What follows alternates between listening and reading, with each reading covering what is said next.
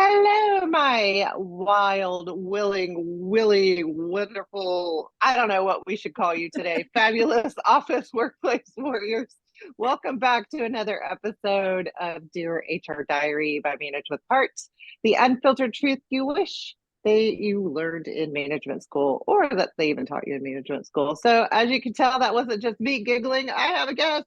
Yeah, I love having guests on my podcast because it makes life so much more fun. And when you're goofy like me, it's always nice to have someone else that can join your journey. And I'm excited because I have a fantastic guest named Andrea Johnson. She empowers executives and founders to lead with authenticity. That's a big $5 word for me today. Authenticity, conviction, and confidence so they can make positive impact on their lives, organizations, and communities. And who wouldn't want that? Like, we all need a boost of positivity in our life. As an adoptive parent who grew up internationally, we'll have to ask her where her favorite place was. Navigating mental and physical wellness, she learned that emotional resilience must be earned, and you definitely can earn that. The process of uncovering and understanding the significance of her core values became the key to the process that allows her clients to do the same. So Andrea and I were joking this morning that she's like the core value lady, and that, I think that's a fabulous way to describe her. Um, she has a really lengthy bio. I'm going to leave it on our show notes so you all can go out and read it because I want to get to the good stuff. Welcome to the show, Andrea. We are so glad to have you. Yay! Woo, woo. Yay! Thanks, Dawn. I am eager to share. I've so far loved absolutely every second you and I have spent on Zoom together. So, Oh my gosh. and then, And we've done so this it's just been twice. good. I know. Okay, so we were joking right before the show got started about you being the core values lady and kind of how that has become a little bit of your mantra. And talk us through kind of where you landed on that and what has led you to the importance of core values. Yeah, I am. One of the things you'll see when you actually look at my bio is that I am a Maxwell team leader, speaker, trainer, coach. I am a DISC consultant. And as I did that, started that like 5 years ago. And as I started learning how to train and teach from those perspectives, I was also going through my own personal growth journey, which really started probably, I don't know, almost 40 years ago, with a little Franklin Covey work and looking at my Franklin planner and figuring out Franklin Covey. yes. Oh my gosh. Okay, so I'm a for Franklin people, Covey certified trainer. oh, really? Okay, so you'll get it. So do you actually put this on YouTube? So I can. I haven't okay. yet, but I'm about to. So can So you see yeah. what I'm holding up? These are my governing The governing values values. from my very first Stephen Covey book when I had my Franklin planner with the 6-hole punch Yep. thing. And this was my first foray into what's important to me. Mm-hmm. Because as many of us do, we grow up in these, I don't know, families, cultures, communities where we're told this is what girls look like, this is what boys look like, this is what successful people look like, this is what a diligent person looks like. You put in whatever acronym or descriptor you want, and I just never quite fit. I was like this square peg in a round hole, like always. Mm-hmm. And so I was That's probably why consistently. you and I relate. I I've always been a know. square peg round hole too. Yes, we need to figure out where we fit.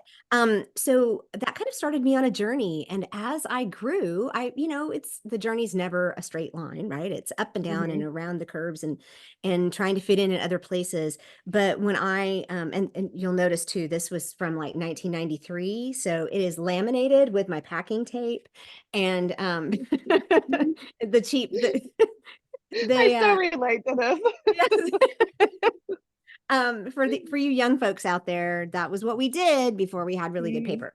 So Mm-hmm. and I printed it like 5 times to get it the right size so that I could have a laser printer. And then but all that to tell you, the top one for me at that point was freedom. And I didn't Mm-hmm. truly understand what that meant, but I knew for a fact that I probably wasn't going to work for someone else the rest of my life. I probably needed to be able to think outside the box. There are other things on here like beauty and family and gosh, I have to put my glasses on, but things that are I actually peace and tranquility that I think are very important, physical health, and you and I have talked a little bit about that today as well. Yep. We started recording, and I've watched them all kind of play out in my life. But when I I guess my mother, I turned 50 and we lost my mother about 6 months later to breast cancer. It was a Mm. time of, wait a minute. She tried to fill in all the blanks before she left. She was so courageous and she worked really hard to do that. And I said, I don't want to have to do that at the end. And so 50 was a big turning point for me. I will be 58 in August. So for me, I said, it's time to like get my act straight. I had an 8-year-old adopted son at the time. And so I'm a late mother. And I'm like, Yeah. I want to be able to give an example for him. So part of that Mhm. process was getting certified as a Maxwell speaker, trainer, and coach. I have 25 years in higher education with administrative, research administration, and operations experience. And I've learned all the regulations and I've done all the finance and I've managed all the people. And I realized, oh, I don't want to do this. This is status quo. Mhm. This is reaching Mhm. someone else's goal. I want to help lead people. I want to help develop people. And I know we're talking to a bunch of HR people, but in university settings, they're not real. Most universities, big ones, especially the ones that I was at, Hopkins and UVA, Yeah. they're not real interested in having outside people come in that aren't HR trained to actually do their training for HR. Mm. And all of the training for leadership falls under HR. And so I could not It even does. get my foot in the door. So I knew I was going to have to go outside the system. And that worked out well for me because being an entrepreneur is, yes, that is where I need to be. But it also means that it frees me up to work with all kinds of people. And as I started learning about my disc wiring, which tells me how I communicate, I did my Myers-Briggs many, many years ago and understand Mhm. that's how I process information. And then I learned about my Enneagram, which tells me different pieces about myself. They all do something different. Working Genius, which is all process and how you fit into the team, and Clifton Strengths. But I got to a place where I realized there's a piece missing here. And part of that is just I need to know what's really important to me. And part of, Mhm. people talk about core values all the time. And I stumbled across a 1-page exercise and I started going deep and realized all these governing values that I had put down here. Some of them, these are what I would call maybe my top 9 or top 10 keywords in my book. But then I realized, you know what? There's like 2 or 3 for me that I would call primary that I cannot live without. They're non-negotiables. They are internal. They are important for me to be able to, my podcast name is Stand Tall and Own It.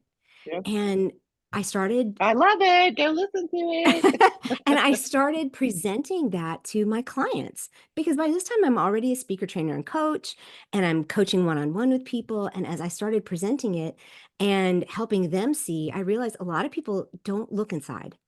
They Mhm. want, and we all do this, it's the natural tendency. We want whatever's outside of us to give us a system, a program, a checklist, right? It's just so much easier to do that Yeah. because we are not truly taught to think critically in this country anymore. Mhm. And so to take that lens and turn it around inside, whenever I do a workshop, one of the things I talk about is why don't we do this? Because we're afraid what we're going to see. Oh. Afraid it's going to be something bad. And what the core message I want out there is that there's nothing that you're going to find in your core values that's bad. It's going to explain absolutely everything about you. And as I started doing that work, people started saying, oh my goodness, this has turned my business around. This has changed my life. And I can communicate now better with my boss. It makes sense why that upset me. And even just looking back in my own life, it was easy to see, oh my goodness, I was born with this need for freedom. That's why my Mhm. mother called me a strong-willed child. you know, and so that's a convoluted, long story of how I got into this, but I've now developed it into the first step. Like you might walk into my business as a disc, person and getting a disc thing, or you might ask me Mhm. for coaching, but it's none of these pieces are going to be left out. You have to know yourself, which is your core values, understand how to communicate, which is disc, and then understand how to live it out, which is intentional optimism, which we can get into in another thing. But it's Yeah. all this cycle of, because just knowing is nothing, it's just information. Just communicating without knowing what you're communicating is just show. And then just Right. living everything out is just being really nice and gracious and that kind of stuff. But if you don't know what you're living, they all have to go together. So that's kind of Absolutely. where how I got into all of this. This totally like lights my fire. And it's interesting. I haven't even thought about my Franklin Covey stuff. I was certified Franklin Covey trained probably around the same time period, 1993-ish, 94-ish. I'm trying to think of where I was at the time that I got it, but it was probably 93, 94. And so you talk about you're talking about freedom. Mm. Um, and I just like I never knew why there was this, I call it a little niggle, why this little niggle in the back of my head was like autonomy is such a big thing for me, like having the freedom to either put a policy in place or train a particular program without someone looking over my shoulder. And people say micromanaging, and I'm like, there's different types of different levels of micromanaging. And do I like to be micromanaged? 100% no. I don't know too many people that do, quite frankly. But I also like, why don't I like that? But Right. it rings true to this whole, I love the freedom, I love the flexibility. And even as not even an HR person, but just as an employee, as a wife, as a mother, as Yep. all the multiple things and irons that we have in the fire that we traditionally do, freedom to like just kind of break away and like maybe go read a book by myself or go like wander the shopping mall with no particular intention and just being kind of free at that moment, or being free to go sit by the fire outside and not have to like run in and worry about making a sandwich for somebody. It's just I think there's so many core values and that you as yourself have to look at. But when you said freedom, I took me back, however long, almost 30 years, that I was like, oh my gosh, that almost explains why I feel that way. Now, not everybody's core value is that. So Yeah. how do people determine? They might think, well, my core value is family, or my core value is money, or my core value is financial security, whatever we want to start. How do people kind of determine what core values are? And I know this is there's a long step process to it, but if somebody were just kind of to dip their toe into the water and really start thinking through it, how does one start that venture? Yeah, it doesn't have to be a long process. John's some people, pardon me, live in accordance. They're like, I call them unicorns. They like live in accordance with and in alignment with their core values because they just have that sense of self. Some people are just Mhm. really good at, and they just it might be really kind of cool to go, oh, yeah, that's right. That's right. That's right. Some people can then take it like a one-page sheet that I'll share with your audience that they can take Yeah. that exercise and walk through it and they're done in an hour. Oh Some gosh. people, it takes them 30 days. Some Mhm. people, like me, you take it, you go back and you go back and you go back and you refine it. But part of it's because I teach it. Mhm. So it can be, it's whatever process works for you is how it will happen. So I don't want to scare anybody that it has to be a long drawn out process. If you're what I would call a disc high D, it's probably going to be pretty fast. If you're a Okay. disc high C, which is the detail person, and you really have all the questions, it's going to take you a little longer. Mhm. But that's your personality, and we work through those things in the way that we work through them. However, I think that there are some really important principles that I like to share that help people to understand what a core value is and how we start identifying them, which you don't need an exercise to do. And the Okay. first thing to understand is that we have many definitions out there. And in our corporate world, we have lots of we call them values, but a lot of times they're mission and vision for an Mhm. organization. And those are really important. For them, that's how they want their work to be done. That's how they want to appear. But for us individually, core values are never outside of ourselves, ever. So Yeah, I you like that. mentioned friends and family, and it's like every time someone starts there, I say, we're going to look deeper. You just need to know I'm going to push back on that Mhm. because it if you're talking about something outside of you, then it is something you value. It is not a core value. Core value is Oh. something it's like your internal compass. It's something that you cannot deny. When somebody steps on it, and the alarms go off. I mean, it's one of those like I don't know, it's just a non-negotiable that you can't let go of.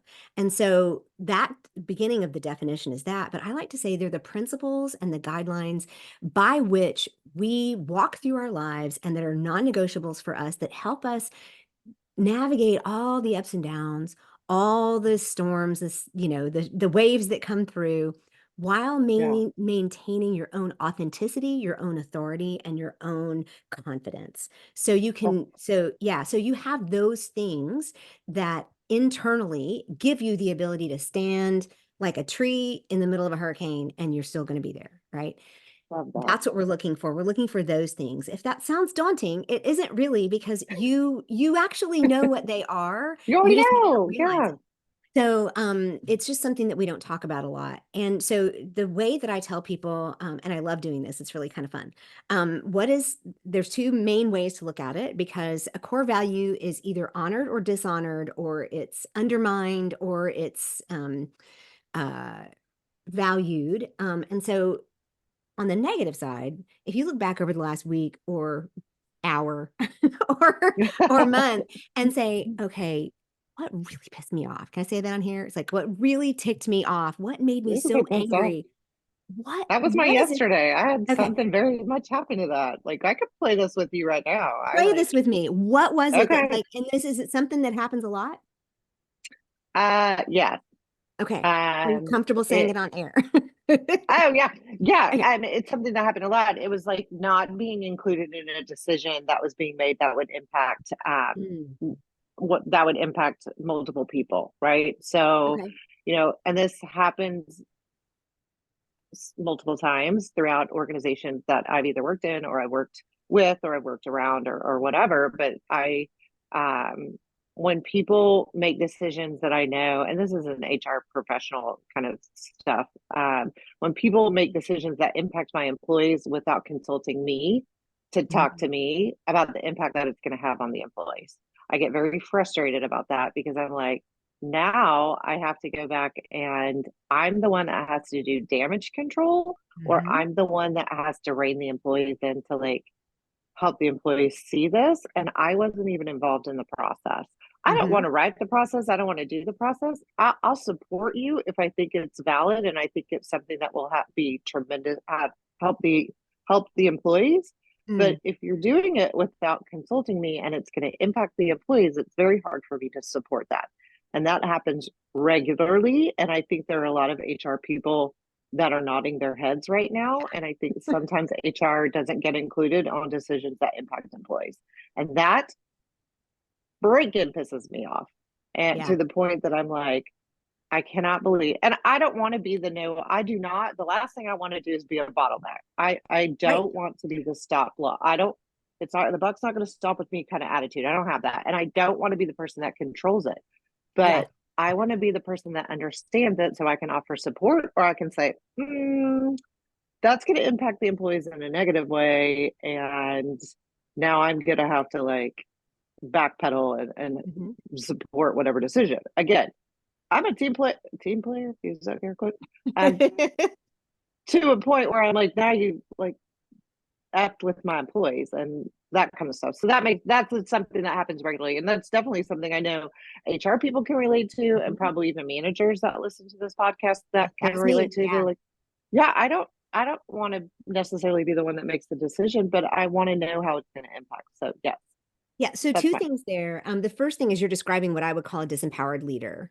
Mm, And this is the type of people I talk to in order to talk about core values, is that yeah. my work of transformation is to go from disempowered, responsibility without authority, unbalanced, frustrated, etc., to impactful and magnetic, where you have the authority to lead, where you have that.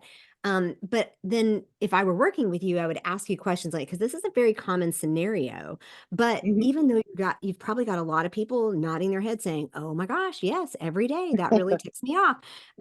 There's probably something different below that surface for everybody. So Mhm.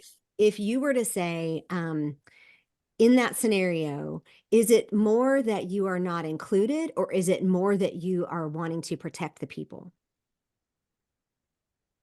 Uh, I would instantly, I'm like, protect people. Like, Okay. instantly, that's what comes to mind. So this is Not like included. right? Yeah. So this is No, like a not little included. I'm decision like, tree where we would go through. It's yeah. like we would walk through Yeah. this decision tree and say, so if it's you're wanting to protect the people, then do you feel like you are their only protector, or do you feel like sometimes they don't have a protector, and so you step in. That one. Okay, so you step into the Yeah. gap, right? So, I mean, as Hmm. you see you going down if I ask you questions to go down these decision trees, then you're looking at different words, right? You're looking at different Yeah. things because it sounds like you are not interested in hovering or providing cover at every moment for your people. You're not a helicopter person. It's not that. Hmm. It has to do with an injustice.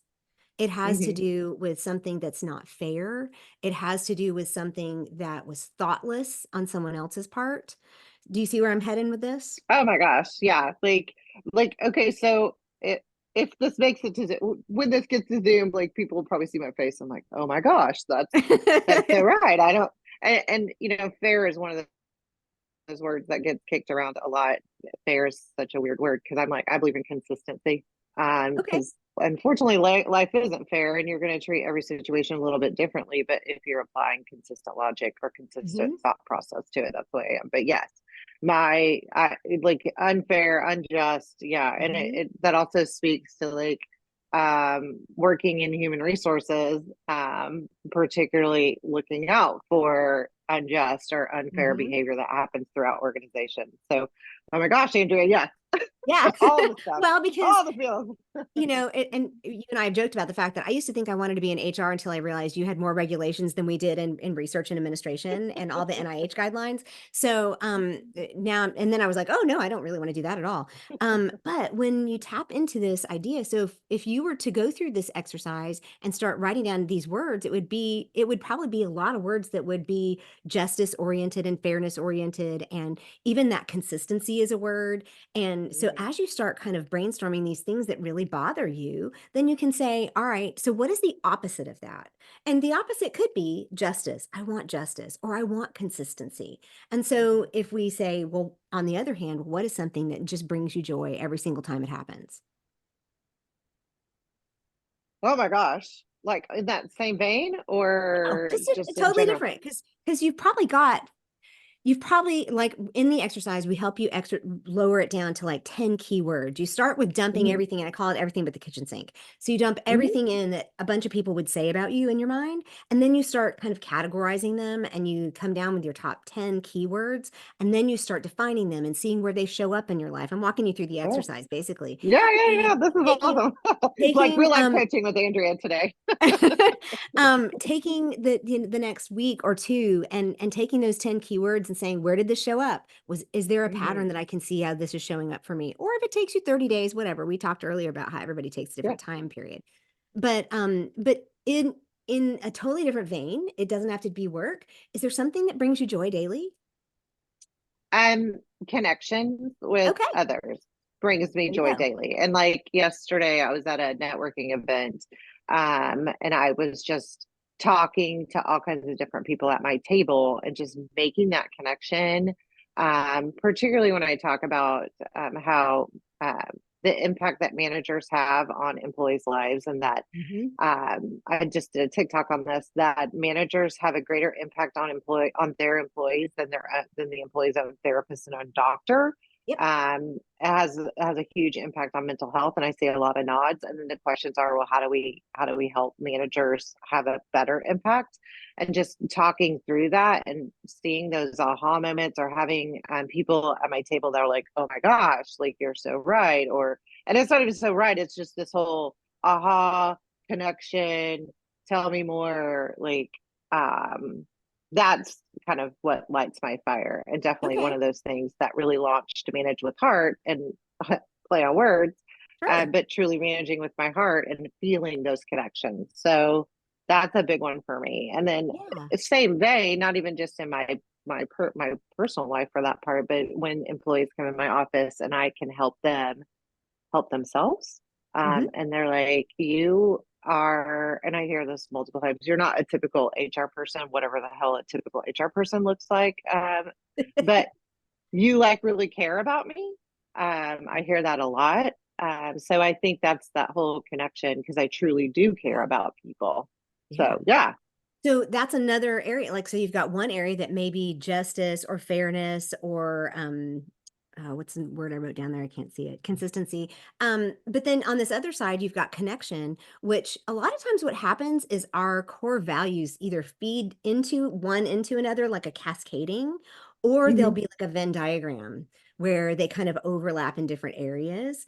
And my personal ones cascade, but I've had clients Okay. where they've just kind of overlapped. But either way, it's you. So if you're looking at connection is a big deal for you, it's there's probably it's something deeper than that. And if we work together, Hmm. or if you do it yourself, I would encourage you to go deeper on that to kind of look at other Okay. Yeah. words, because there's something about that connection that lights your fire. And that's Hmm. how you start looking at the things that really upset you, the things that really light you up and give you joy. Because Hmm. what happens is then you, oh, another word that I thought about when you were talking is maybe there's an empowerment in there, right? When you're Oh, empowering people, right? yeah. Um, Yeah. and this is what I do in my hybrid coaching when people go through my course, and then I actually work with them in Zoom meetings as well, or in person if they're in town, to help them kind of go a little deeper. Because sometimes having somebody to bounce things off of and have somebody else say, "Oh, that made me think of this word," Mhm. then we Google and we have fun playing with words and all that kind of stuff. And but the goal here is to take you from imitating other people's principles, priorities, whatever, defining however it defines you, to creating your own, to defining your own so that you're not that disempowered leader.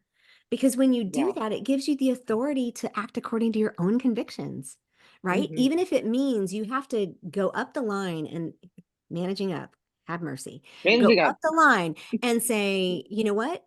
It's really important that the staff that I am responsible for are treated fairly and with consistency. Could you please include me in these conversations? Right. Yeah. So whatever, but it gives you that confidence to do that and to make sure that you enjoy and you're empowered by your own work so that you have more opportunity to do those connecting meetings and empower other people. It gives you Hmm. confidence to set your boundaries. Oh, Hmm. I cannot tell you how Boundaries. many people, yeah, how many people are like, well, tell me how to set boundaries. I'm like, well, first we have to talk about your core values. And just because to me it's like it's one of those things, but and I'll go back to that in just a second, but the other pieces it gives you is the ability to actually facilitate change and make progress. Mm. And Love it it. sounds like I know HR people want to facilitate change. Hmm. I mean, as a manager in a university setting, I worked with many HR partners. Some were better than others, but Hmm. most of them still wanted the best thing for the staff. They were just kind of hamstrung or chained down by some of the policies that they had to Hmm. enforce. But the biggest thing about it is to help you feel fulfilled and understood, right? Yeah. Oh my Because gosh. yeah, because if you're understood as someone who really does have this desire to protect and empower the staff that you work with, if you don't have people above you that are going to allow you to do that, it may be time for an exit plan, or it may be time for a really good conversation. And then if that doesn't work, an exit plan, right? Yeah. Mm. Yeah. But back 100%. to the boundaries piece, every holiday season, I think starting in November, I recorded it a couple of years ago and I just keep putting it out there. It's like a little master class that is called Healthy Boundaries Make Happy Holidays. And it Well, starts with understanding your core values. And when you know, I use analogies a lot. Do you like analogies? I'm an I do. analogy I like queen. analogies a lot. A So I storyteller Yes, yes, analogy. I yes. think that comes from like I'm a training high and that I kind on of. disc, Yeah. right? So it's like I'm that's what I do. I tell a yeah, too. we tell stories. So y'all are just going to have to bear with us. But Yeah. I live in central to northern Virginia. I live right outside Charlottesville, which is where the University of Virginia is. And I live 12 miles from the Blue Ridge Parkway. When you're driving in, you can actually see the mountains. And yet, because it's a country road, it's a 45-mile-an-hour speed limit. And I kind of wanted something up by my road that meant that people weren't, I mean, if they're driving that fast, they're not looking at my house, but still.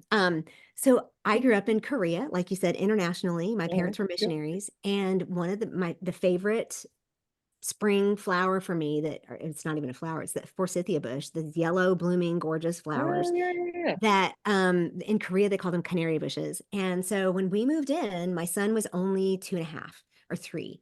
And so he and I went up there and I ordered them offline and little twigs, like a single twig. I Yeah. planted them. I planted them 4 feet from the road. And you'd think that was enough room. But if you've ever grown forsythias, that ain't enough room. And so I'm constantly having to, like, the postman will pull in like every summer and go, I almost got rear-ended again. Could you actually trim these back again? But all that to say, people who walk on my road have to walk on my property. They walk Mhm. inside the forsythias. And there's a little path there now, and I'm used to it, and it's no big deal. No one walks up to the door of my house and comes in. We just don't, right? Yeah. People don't do Yeah. that. They probably don't do that in your neighborhood unless No. they know you and they have permission to do so. That's what our boundaries are like. When we have a good understanding of our core values, it's like having a house with a shut door. Even though we have other things that are still important to us, which may be like our secondary core values, that our yard, some people have a fence around their yard. So when there's a Mhm. fence there, people don't come in. But it's not Yeah. like you have to walk up to people and say, we need to set some boundaries here. They know, right? So Yeah. people know that they don't come up to my door and just walk in, they knock. And guess whose choice it is for me to open the door? It's That would be mine, yours. Hmm. right? So what I teach with core values and boundaries is this is like setting up your house and saying, my door is shut. And to some people, it is permanently locked. But if it's a good looking house and they understand it's a door, people will respond. And I know this sounds, some people can't take the physical analogy and put it into like non-physical Yeah. things, but it gives you the kind of confidence to just stand there and just say no, right? It Hmm. gives you the kind of confidence that people actually look at you and go, oh, I'm sorry. Unless they're just jerks, they're just going to say, I offended you. I'm sorry. And so it gives you that ability to just be yourself. And what I say, graciously set your boundaries so that other people know where you end and they begin. And that is stuff we teach our kids, right? It's like, Yeah. here's your hula hoop. That's your space, baby. And, Yeah. this is so I think that's another important piece, especially when you're working in corporate and when you're having to manage up and you're having to do that, that boundaries can be set in a gracious manner that people will Mhm. understand and respect and see immediately.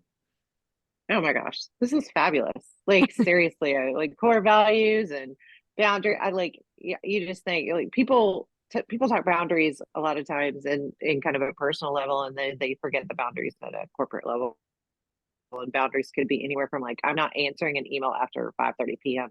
Hmm. Or I'm going on PTO and I'm not going to respond to emails, and then you usually don't, and Hmm. you're setting those boundaries. Or when my door is closed, Hmm. um, do not disturb me. I mean, there is a reason my door, physical door to my office Hmm. is closed. And when Yeah. it's open, you're more than welcome to come in. But when it is closed, it's closed for a reason. Hmm. And believe it or not, I have people knock on my door while I have employees crying in my office. And I'm like, the door is closed for a reason. And it's generally like, hey, I just have a quick benefits question. And I'm like, while I appreciate you popping by, the door Yeah. was closed. So, Yeah. I had a again, small window in mine, mhm, and the person in the office prior to me actually had put up paper there, but I wanted it to be open, right? yeah, But then people would, as a manager, staff members or doctors or whatever would come in and sit in my office and cry and yeah, or vent. And yeah. it would have sometimes the chief of the department would come by and look in, and I would look over and be like, don't even think about touching that door, right? Because it's like, this is my space and you can see that Yeah. someone is in a conversation with me. So unless the building is burning down, don't do it, Mhm. right? Yeah. And he got And to even where then, he that better be the fireman that's knocking but on the yeah, it's door, like not you. I need to hear the alarm going on. Yeah. But he actually came to really respect that. Mhm. And he would come in and shut the door and sit down. Oh my gosh. That's awesome. But you have to train, you have to help people see that in a way that Mhm. isn't offensive, right? I mean, Absolutely. because if you're, Dawn, interested in connecting with people and empowering people and having justice for people, it goes both ways. That's the other thing Mhm. about core values is they're never one direction, ever. So I have a client who's, and this is one that I'd never really ever come up against before, but her top core value is dependability. Is And what? Dependability? dependability Oh, okay. or reliability, maybe that's what it is, Yeah. reliability. And Yeah. on the disc, she's in high S, right? Which makes total sense. And Yeah. she's a Yeah. team player, 100%. right? And so when she came back with that, I'm like, tell me about that, right? And so it really came down to what I say I will do. Like if I say it, I'm doing it. But it's also if you say it, you're doing it, right? It's like it's Hmm. and she would get so bent out of shape when people would say, because she was a manager of a team, and she would get really bent out of shape when leadership would not follow through, or if her team Oh, would not follow through, or if somebody that like on her same level would not follow through. And like, just remember, it's not their core value, and you need to tell them. Because I just get to where I tell people, you, as soon as you're comfortable, you start telling people what your core values are, because yeah. they'll know you better, right? But Yeah. she had to start telling people, you need to understand this is super important to me, and if you're not going to be able to do it, I would prefer you not say yes. Yeah. and I and love that. then and let me tell you, it just solved a lot of stuff, you know. And another one was respect, and another team member or leader had respect as her top one. And so she was concerned because it was a front desk situation where they were kind of not respecting her. And I'm like, but are you giving respect? But then it really came Mm. down to the brass tacks when she said, I've got one person that just isn't pulling their weight, and they just seem emotionally immature. And she said, and it was so funny, we were in this one-on-one coaching session. She said, so should I just kind of lower my engagement with everyone to her level so that nobody feels like, so she doesn't feel like she's singled out? And I looked at her and I said, I need you to say that to yourself and think about it for just a second. Right. Like, Because I absolutely. like, she goes, oh no. And I said, your top value, your top core value is respect. I said, are you respecting her? Are you respecting anybody else by lowering your engagement with the entire team because of this person? No. I said, are you respecting her by lowering your engagement to that person? No. And she goes, oh, I hate it when you do this to me. And but part of it is just being willing to honor your core values both directions. Hmm. Because Absolutely. for me, when I say freedom, it means different than what you say freedom. I used Yep. to think it was like on here, I think I wrote things like I am not controlled, well, sort of. I am not controlled by anyone else, by money or time, and I have no job. Now, that just means you're independently wealthy, and I don't currently live in Monaco, so we're not quite there. We But what I actually realized, consider you not on the beach, that's for yeah, sure. but I realized over, the last 20 plus years or almost 30 years is that I can live within rule systems. I can Hmm. actually be an employee if I have to. And as a self-employed person, I sort of have a job. I have work that I do. It's not Hmm. that. I realized it's don't tell me what to think. So for me, it's freedom of thought. Hmm. And let me tell you one other area how this plays out. It plays out beautifully in your relationships. When other people know what your core values are and they love you already, they want to honor them. My husband is a high C, right? So he's like Mr. Question, and then he's an S, and so he's a pastor, right? So he's like everybody should Yeah. be, we're warm and fuzzy and all this stuff. And so he used to start out conversations by saying, "Wouldn't you agree that?" And then fill in the blank. And I can see your face, right? You're all you get Yeah. it. Like whenever Like, I say this, people no. always get it. And finally, because my mother would do the same thing, isn't this new picture pretty? No. How do I say, because I value your relationship, how do I tell Yes. you I think it's really ugly and I think that your taste is like from the 1970s or worse, a Victorian, or, I mean, how do I say that without compromising who I am? And my Yeah. second core value is authenticity. This is how mine cascade, right? It's like, Hmm. it's the freedom of thought, authenticity, and then my third one is belonging. So in that situation, you can see how all three of those things really, it's like, no, you're hitting on all cylinders, right? So my husband has learned to say, what do you think about fill in the blank? Because Oh, I like then, that. right? And it's just a slight, he's still getting the conversation, he's still getting the topic, but he's now honoring who I am. And I can like then participate in a way that is authentic for me. And it took us, we'll be married 29 years in May, right? So it's like it took us a while, but part of it was the work that I did.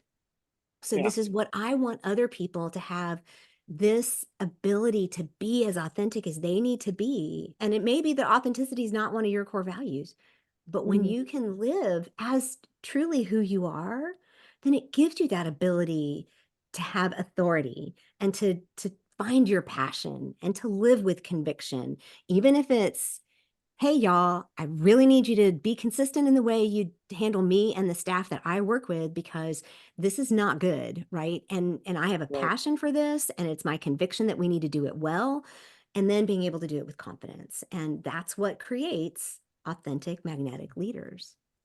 Oh my gosh.